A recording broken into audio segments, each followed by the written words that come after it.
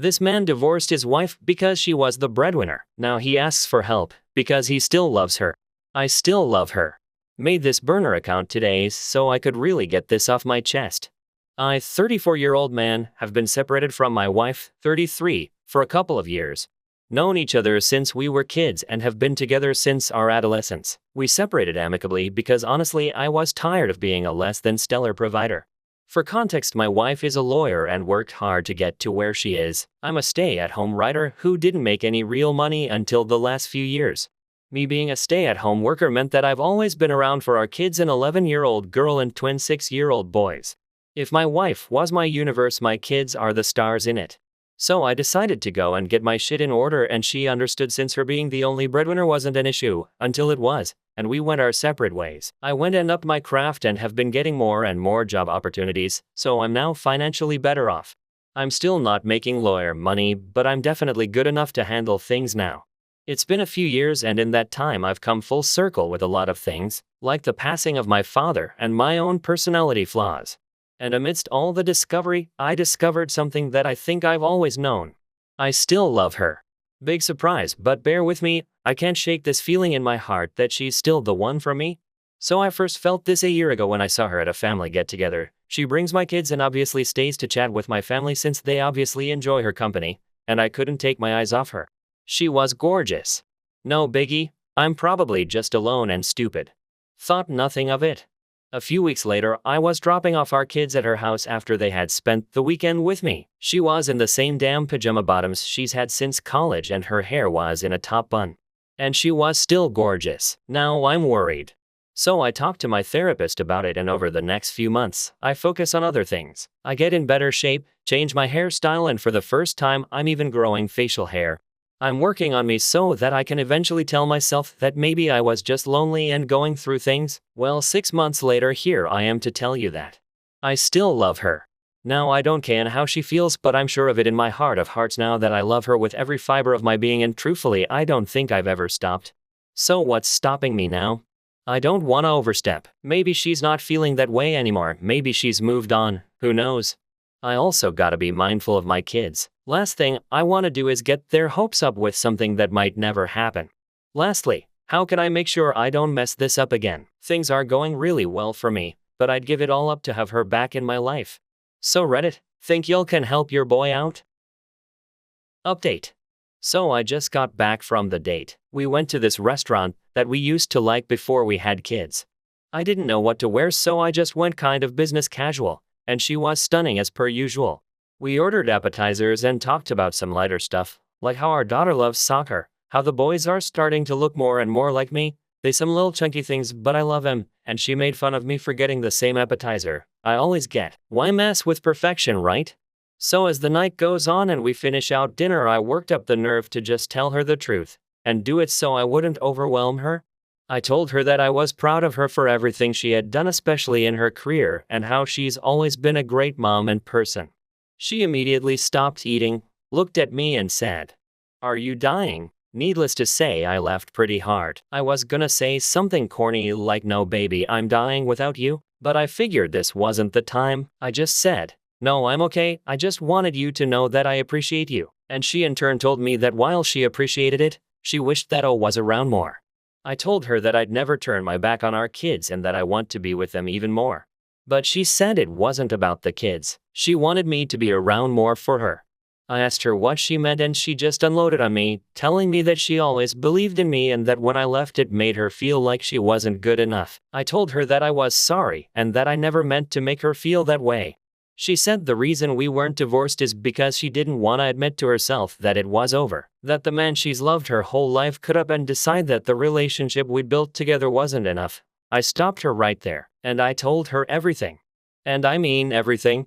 That she's my everything, and that I couldn't bear to be a failure and let her down, and that I didn't do what I did out of some selfish desire, but because I wanted to make more out of my life so I could do more for her and our children. She said that it felt like I had changed everything about myself because I was ashamed of who I was, when she always loved who I was. I asked her what she meant, and she pointed at how I'm dressed, how I've lost weight, even how I style my hair. It was like, in her opinion, the old me wasn't the real me, and this person in front of her was just an imitation. I told her that who I am on the outside may have changed a bit, but the man you love, the one you truly love, is still here in front of you. She didn't say much after that.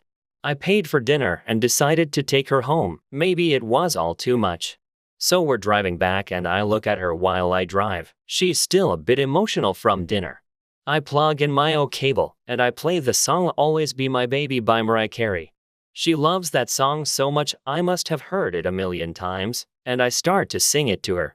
The chorus goes, "You will always be a part of me, and I'm part of you indefinitely. Boy, don't you know you can't escape me, no darling, 'cause you'll always be my baby." I'm singing the hell out of this song, guys, and she's smiling a bit, especially as I ruined the riffs, and I swear I meant every goddamn word. She's finally singing along with me, and when the car stops, I open my door and get out to open hers. I walk her to the front door and tell her how much I enjoyed tonight. She says that she didn't know I knew all the words to the song, and of course I know it, because, well, it's about us in a way. I kiss her hand and ask her if she'd like to go out with me again. She said yes. Now we're home. Well, I'm typing this while she's sleeping next to me on her couch. I tucked her in and I'm just watching her now. I'm gonna go kiss my kids and get out of here. I don't know how long or how far this is gonna go, but one thing's for sure. She's still and will always be my baby. Thanks for helping me out, guys. I appreciate it so much. Update 2, January 24th, 2023. Update 2, hello all. I'm thankful to those of you who encouraged me and I'm here to share some news with you. So for clarification, since some people here have been attacking me, I didn't leave for money's sake alone. I left because I didn't want to be a burden on her for not making a good enough living. If that makes me insecure for wanting better for myself, well then I guess that's just how it is. Secondly, I was stupid to let it get to separation. There's no arguing that at all. But you know what? I can see now even clearer than before that she's the one for me. Since my last update, we've gone out a few more times, and now we're thinking of telling our kids about us getting back together. Her parents know, and my mom does too. Truth is, since that first date, I haven't come back down. I feel like it's gonna work this time, and I'll be damned if I let it slip away from me again. So I'm gonna talk to my kids about it. I'll update you guys again if that's what you want. If not, well, it's been my pleasure. Update 3, April 26, 2023. Hello again to all you lovers and friends. So it's been a couple of months, and my girl and I have been going strong. Our kids have been informed and they are taking it really well. Our friends, both individual and mutual, are very supportive of us getting back together. I'm most likely going to move in with her once I can sell my apartment, and I'm thinking of asking her if she wants to get married to me again. Down the road, not right now obviously, but I'll keep you all posted. My mom took my cheating ex-girlfriend's side over mine and I can never forgive her. Throwaway for privacy. I was raised by a single mom. My dad died 2 years after I was born. I focused on my career for the most part of my life and my mom supported me doing that. But when I was 20, I met my ex-girlfriend and we got together. We were colleagues first, but she told me she'd work in a different sector soon. In her new workplace, she met a new guy who she fell in love with while being in a relationship with me. I only found out because she admitted to have sex with him to me after she went out for girls' night with her friends. I immediately broke up with her and threw her out. A few hours of me trying to process what happened, my mom called me and shouted at me that she hasn't raised me like this. I was confused and asked what she meant, and she said that my ex-girlfriend accused me of cheating on her and that she found proof of that on my phone. I couldn't believe what I just heard. I tried to talk to my mother, telling her that the exact opposite is true and that she has cheated on me, but she didn't believe me. Part of the reason is probably because she and my mom truly loved each other. I never had a problem with that. Till then, I liked how they got along with each other. My mother called me a liar and she said she'd disinherit me from her will as she's not having a cheater as a son. She said she never wants to see me again. Then later my grandparents called me to tell me how disappointed they are of me and that I deserve every bad thing that is to come. You know what the worst thing was? I found out that my cheating ex-girlfriend continued to meet with my mom after everything she did. All of this was so painful for me. The only person that sided with me was my best friend, who was furious with her.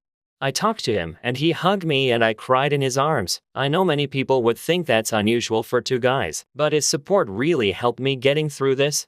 1 year later, when I already was over it, my doorbell rang, And when I opened, I saw my mom with teary eyes, and I began to feel how my emotions are coming up, and I slammed the door and started crying, asking her what the fuck she wants here.